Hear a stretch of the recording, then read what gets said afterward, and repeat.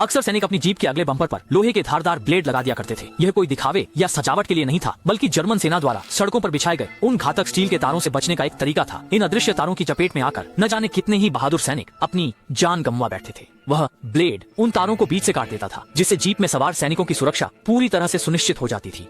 Jeep के अलावा सैनिक टैंक के आगे एक घूमने वाली धुरी लगाते थे, जिससे कई भारी जंजीरें जुड़ी होती थीं। ऐसा इसलिए किया जाता था क्योंकि दुश्मन अक्सर टैंकों के रास्ते में एंटी टैंक माइंस बिछा देते थे। इन माइंस को फटने के लिए बहुत अधिक दबाव की जरूरत होती है, इसलिए अगर कोई सैनिक उन पर पैर भी रखते तो वे नहीं फटती थीं। लेकिन जैसे ही कोई भारी टैंक उन पर चढ़ता वे तुरंत फट जाती थीं।